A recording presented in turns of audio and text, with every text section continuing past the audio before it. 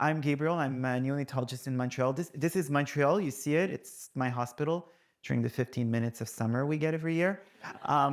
So you're all welcome if you want to come visit. It's a beautiful city. There's good food. And I'll be talking today about NeoCardioLab, which has been a bit of a personal project. And maybe it's, I've been amazed by the innovations and presentation I've been seeing and watching, I'm sure. And I heard a lot of you that has been so impressed, and it's incredible what people are doing out there.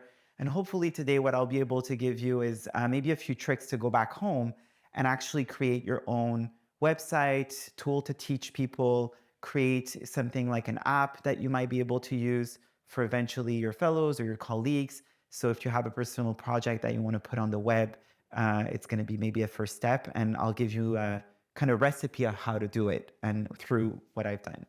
So just a disclosure, Medtronic did provide me with some Nearest monitors for a research project that's going on.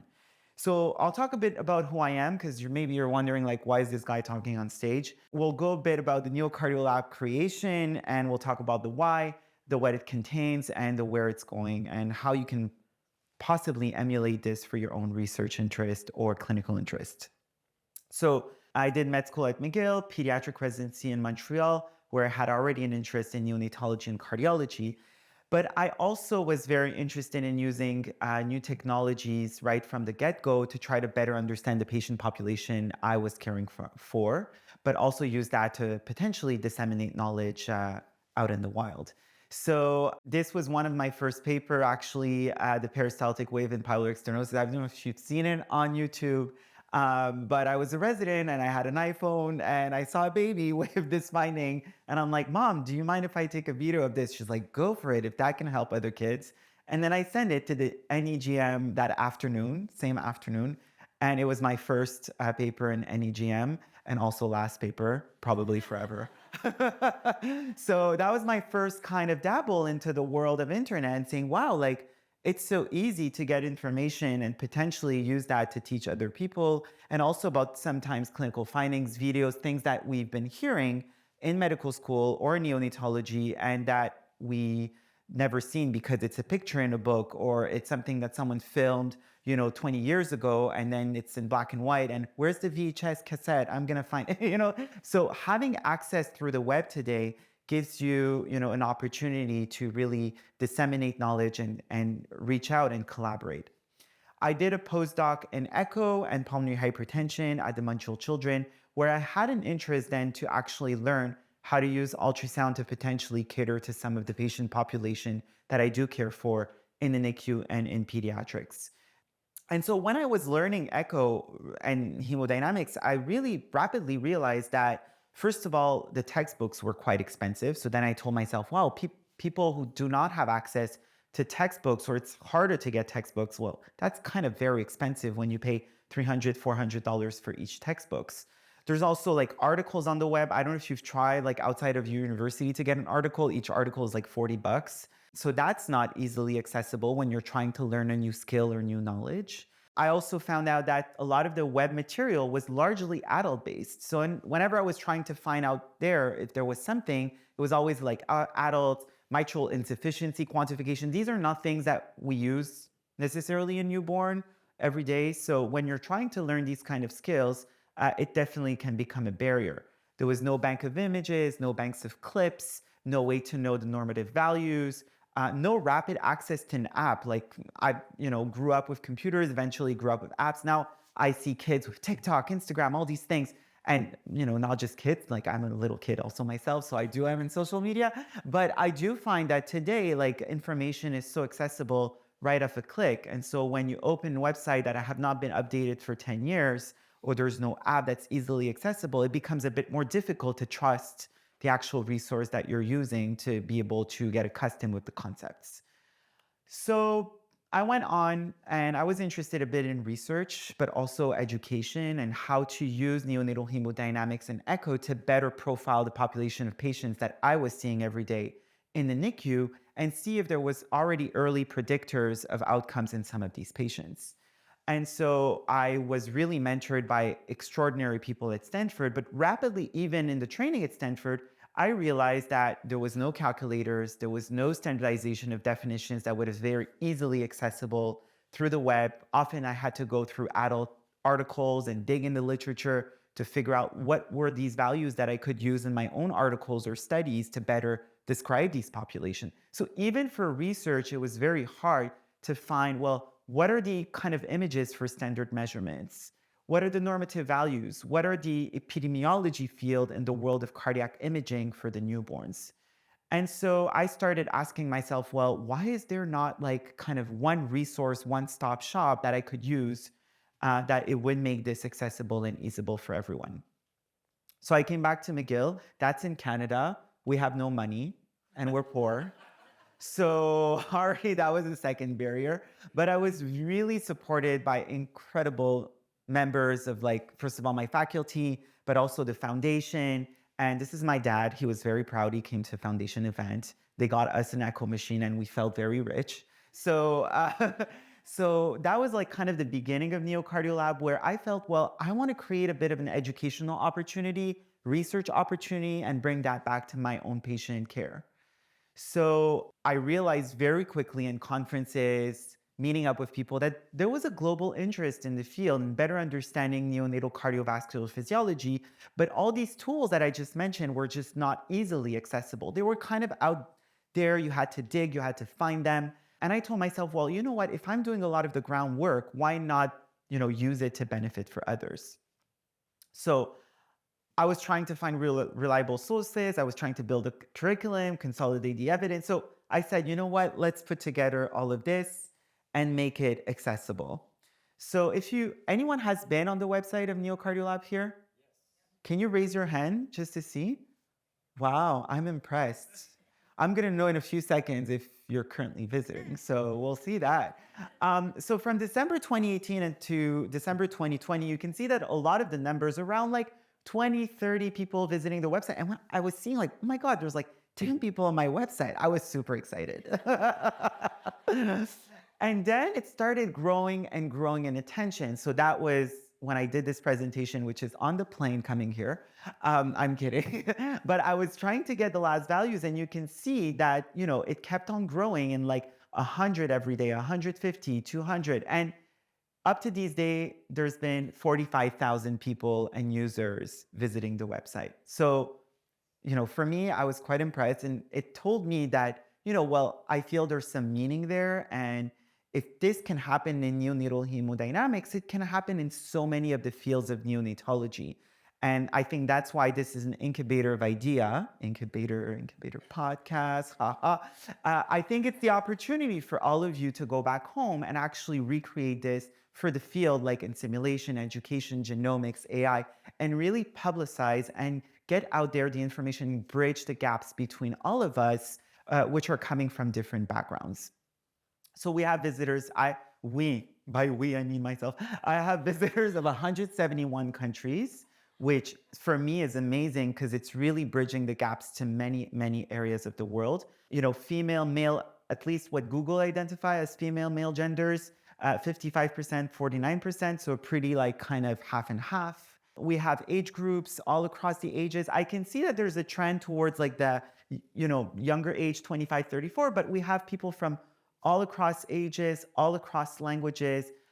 I would love to have more Spanish and Portuguese and, different languages accessible through the website, like the incubator, for example. But, for now, I'm trying to have a bit of English and French. That's my own bias. It's my first language. But, people visiting where their first language is from all over the world. So they're still able to access the information. Countries, US, Canada, but we're starting to reach out to many, many countries across the world. And right now, there's someone from Istanbul visiting. So if you haven't been on the website, at the beginning, what I wanted to create is really a portal of knowledge where I would make accessible what I know and what I've trained, which is the use of echo to better assess patient population in NICU. So I started creating a bank of normal values, a bank of normal images. An echo has been quite standardized throughout the years by the American Society of Echo and different bodies creating guidelines. And I told myself, well, often in my own practice, it's almost like, Chinese for people. Well, a lot of people maybe speak Chinese here, but we don't. And, they look at images that are being even acquired. And although they can read at an X-ray and see where's the ET tube and where's the pneumonia or pneumothorax, when you show them ultrasounds of the heart, it's like suddenly, they don't know their anatomy anymore. So I told myself, you know what, let's make it available. Let's show how, people, what are the structures? What are the images telling you? How can you interpret? What is really an ejection fraction? What are the limitations about that? And by recreating this data and making it accessible, I was hoping to kind of transmit this knowledge, eventually created calculators that are used so that people can make potentially meaningful decision or use that for research tools. I then was approached by my cardiology division, who was trying to hire techs and were poor. So we were having difficulty convincing techs to come in and actually train to do cardiology because they were scared about the congenital heart defect.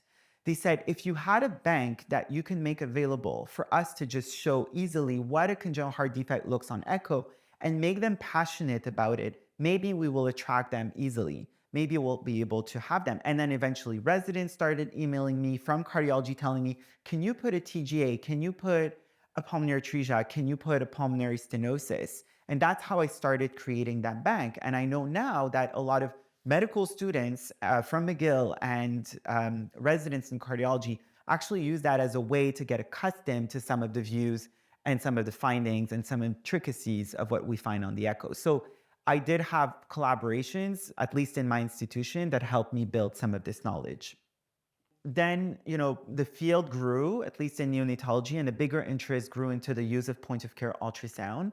Locally, we do use lung ultrasound for certain applications and obviously head ultrasound. So I told myself, why not make this also available to people using ultrasounds in other centers? Because it's not in every centers or every places in the world where you have readily access to the pediatric radiologist or to the pediatric cardiologist. And in some of these centers, you just have a portable ultrasound machine and you're the only physician in that NICU, and you have to kind of palliate to some of these missing specialties. So making the knowledge available, even for people training in pediatric radiology, felt something like it would be of interest. And if it's on top of it becoming useful for some of the program that are using point-of-care ultrasound in their NICU, I felt it would be a very good tool to develop. Fetal echo became a new add-ons.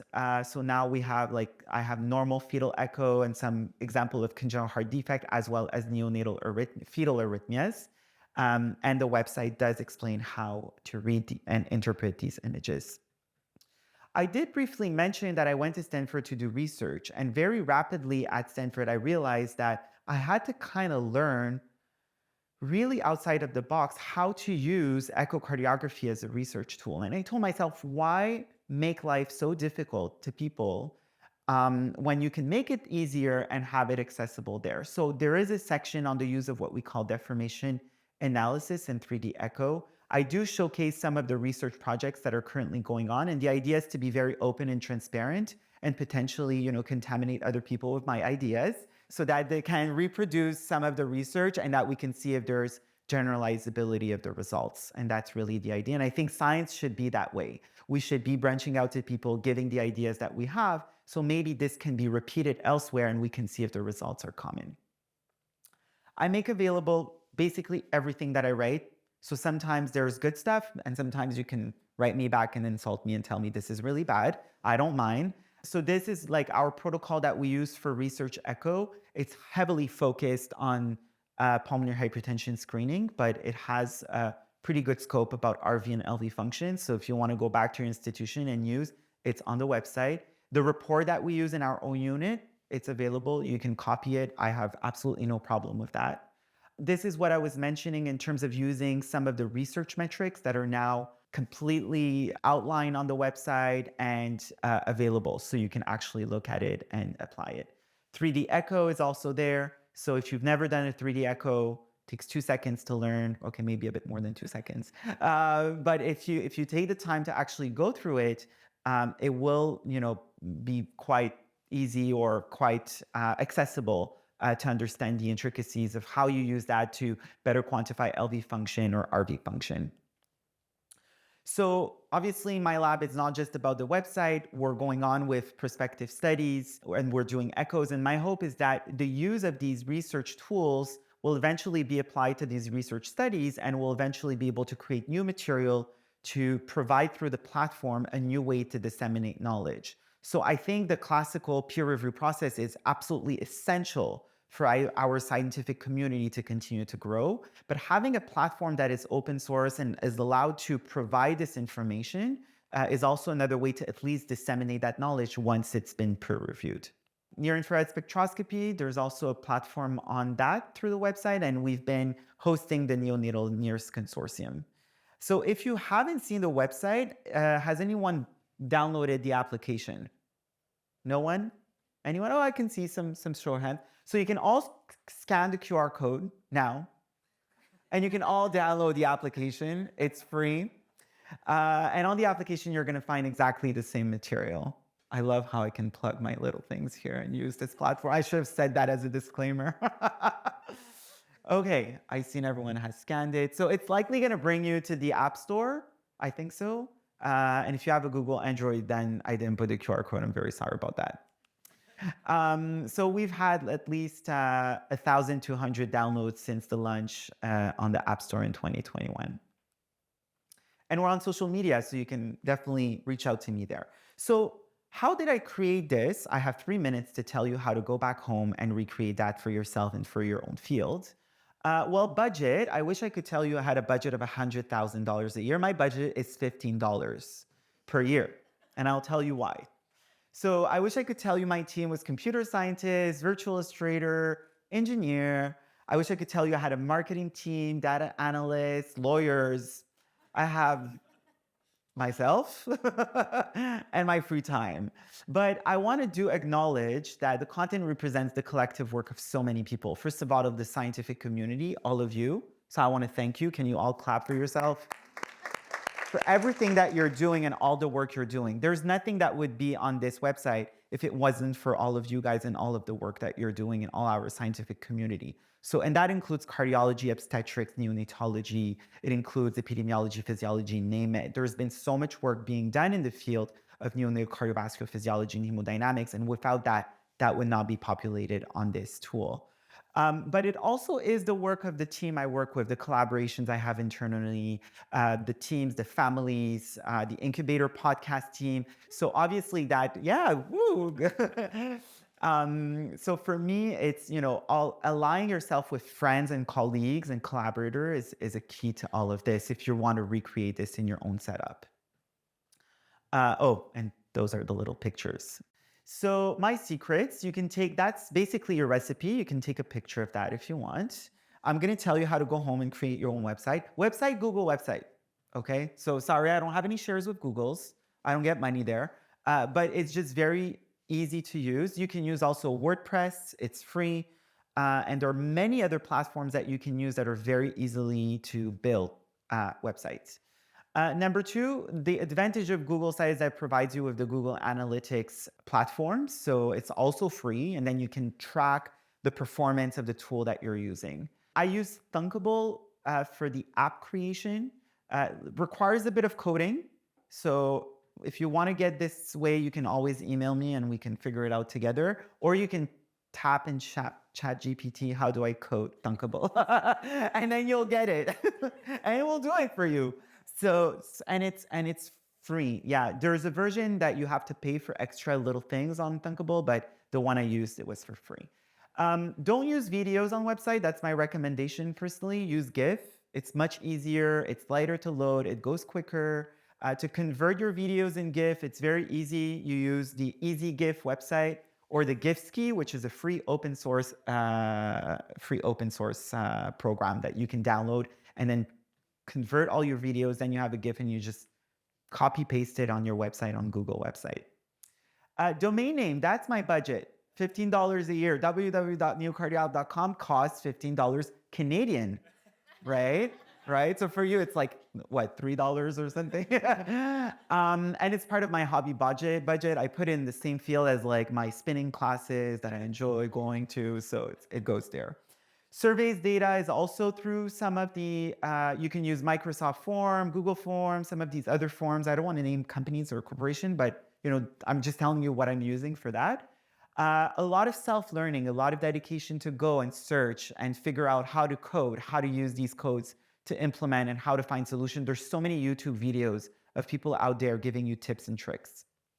And virtual illustration, if you're a bit of an artsy, which I'm not, but you can really play. There's a program out there called Inkscape, which is an illustrator in the Victorial, which you can do illustrations for free. It's free, it's out there, and it's open source. And finally, Calconic is what I use to create calculators. And it's also a free tool that you can build your own calculators and post it on your Google website eventually. But the creation of the material probably is the thing that costs the most. It costs countless hours of not working, working on this, maybe not sleeping, not going to your spinning class, but it has to be a passion. It has to be something that you love and you like. The conversion of movie to GIF can take some time, so just to be aware, and obviously the creation of web content. So future direction quickly, I want to mention l'Incubator. It's in French. So if you want to, work your langue de Molière and try to practice your French, you can always listen to us cackling on the podcast and making jokes. I have a really great time, but I think it's another source to disseminate knowledge, and it's been really a great adventure. Thank you, Ben, for inviting me for that. We're starting to have case of the month to really invite other people outside to really share their kind of approach, share their knowledge, share their cases, really have videos that we can put into context with neonatal hemodynamics. And I feel like myself, I'm going to learn a lot through this. Not just what's happening in North America, but really outside of everywhere in the world. Build some sections and eventually, build more content for some of the existing sections. One of the big projects I want to do is voice to families. So on the website, you'll find a section for families. These are all families that went through our NICU, and they were part of research projects in the NeoCardioLab. And they all accepted to be part of interviews and to share their own path and experience. Florence, Tio, Massimo, and honestly, they were so generous with me to share what they went through. I'm finished with the family because obviously it's the important part. And honestly, for me, I learn a lot from the patients, and I learn a lot from the families, and I learn a lot about what's pertinent for them too when it's come to neonatology, but also what they went through in fetal life, what they went through in the postnatal life, and eventually when they get home. And so I think research needs, what Shuvik presented with his own presentation on reaching out to families and understanding what's important for them. I think having on the website a voice for them and telling us what we need to further research and what we need to further use to educate our trainees and eventually colleagues in community is super important. So I did use ChatGPT yesterday, and that's why I sent you a new version of the slides. Because I'm like, you know what? Let me go and search. Can you tell me what you think is the best innovation at the Delphi Neonatal Conference? I think NeoCardioLab is certainly the best innovation at the Delphi Neonatal Conference.